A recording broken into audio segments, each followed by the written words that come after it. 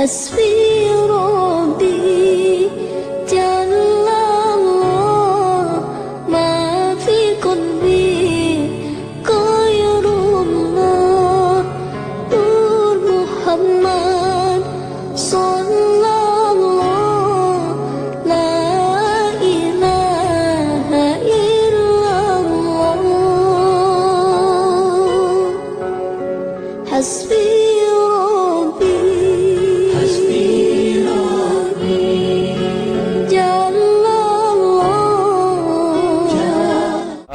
ruh seorang yang sudah mati berada di ruang rumah kita. Ada yang berkata selama 3 malam, ada yang sampai 40 malam. Kasihanlah, ruhnya lagi diam di rumah, jasadnya di kuburan. Terus ngapain jasadnya di situ kasihan sendirian? Kalau orang sudah di alam kubur, kemudian akan dikembalikan ruhnya. Buat apa Allah kembalikan ruh? Supaya proses langkah awal hisab.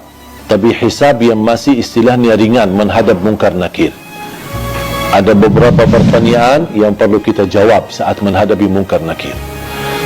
Seandainya kita berhasil lolos dari pertanyaan dan kita bisa menjawab seluruh pertanyaan mungkar nakir, berarti akan kita menikmati. Kalau lagi menikmati di alam kubur, bahagia, kuburan kita menjadi raudhatu min riyadil jannah, taman dari taman surga. Buat apa ruh kita keluar dan diam di rumah kita selama 40 malam? Sebaliknya, kalau kita tidak lulus untuk menjawab pertanyaan mungkar nakir, berarti kita akan menghadapi kesiksaan yang amat pedih di dalam kubur.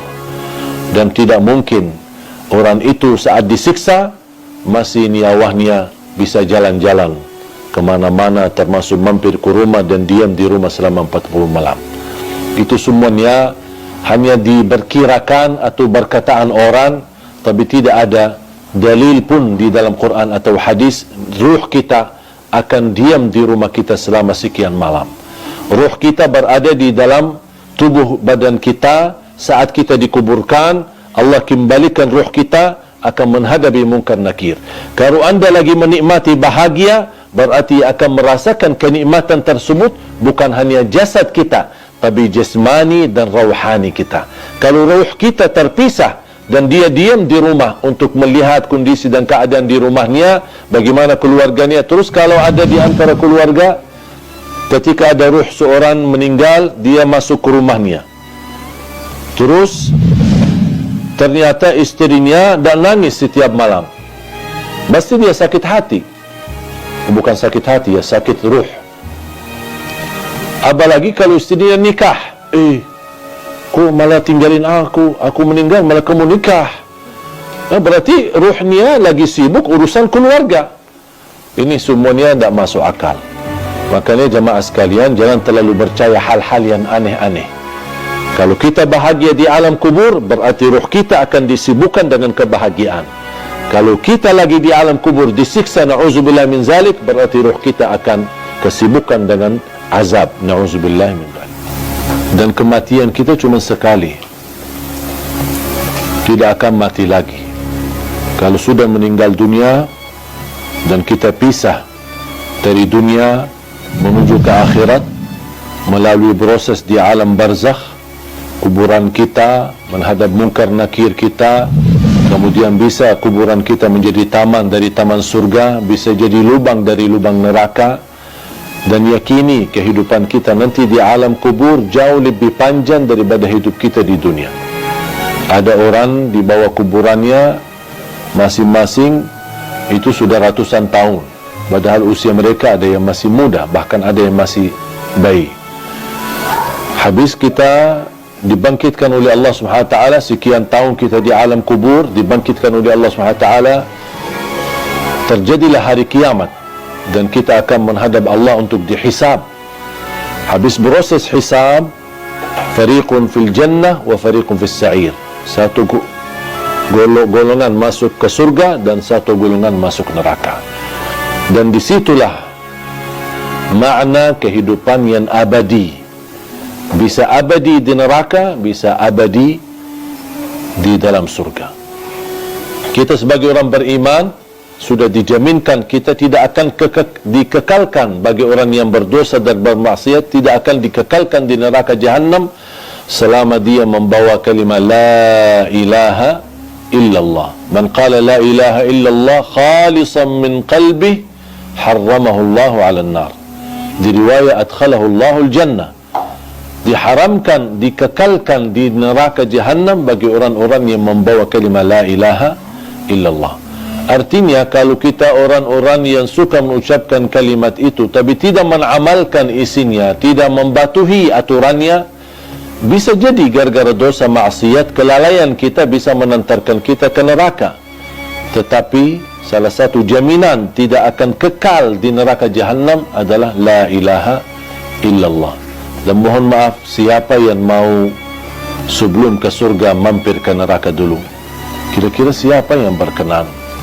Kalau memang kita tidak mau mampir ke neraka dulu, jangan anda mengucapkan kalimah la ilaha illallah saja, tapi anda menjadi hamba yang batuhi dan taati. Jadikan hidup di dunia ini adalah surga kita di dunia dengan kalimah la ilaha illallah.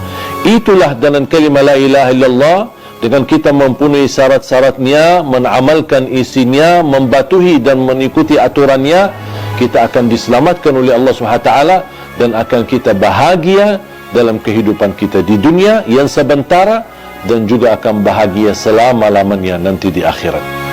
Jangan sampai dunia ini yang hidupnya sementara melalaikan daripada kehidupan yang abadi. Banyak orang masih memilih kehidupan enak tapi nanti di akhirat sengsara. Jadikan hidupan di dunia ini, walaupun anda hadapi susah, tantangan, tak apa-apa, semua bakal berlalu. Dan segala sesuatu di dunia ini, biarpun yang paling enak kita dapat, anggaplah kita kaya, orang yang paling kaya raya, tapi ujungnya mati, buat apa kekayaan itu? Buat apa kemewahan itu? Buat apa keindahan itu kalau saya akan nanti tinggalkan, akan menuju kepada kehidupan yang abadi? Makanya harus kita fikir cerdas untuk memperjuangkan kehidupan yang abadi, yang insya-Allah akan kita menjadi orang yang kekal di dalam surga Allah Subhanahu wa taala, insya-Allah tanpa mampir ke neraka. Ada satu tanda malaikatul maut cabut nyawa kita, itu sudah mati. Itu tandanya. Kenapa Allah Subhanahu wa taala sembunyikan kematian dan proses kematian itu? Bisa ada orang mati mendadak, bisa ada orang mati karena kecelakaan, bisa ada orang mati karena apapun terjadi. Bahkan bisa ada orang karena sehat, tidak ada apa-apanya, justru dia merawat orang tuanya, pulang pergi ke rumah sakit, malah justru anaknya yang mati duluan. Tidak ada yang bisa memastikan dan membuktikan ada tanda-tanda sebelum kematian. Tidak ada tanda melalui mimpi, tidak ada tanda dalam tubuh kita atau akan terjadi di waktu asar atau di waktu yang lain, tidak ada tanda sama sekali. Yang diberikan tanda kedekatan kematian adalah orang-orang yang tua, yang sudah tumbuh, rambutnya putih, sudah terlihat dari segi fisiknya lemah, dan banyak semakin tua usianya berarti sudah tanda mendekati kematian. Allah Subhanahu wa taala berfirman, kiamat aja dekat, wa narahu qariba.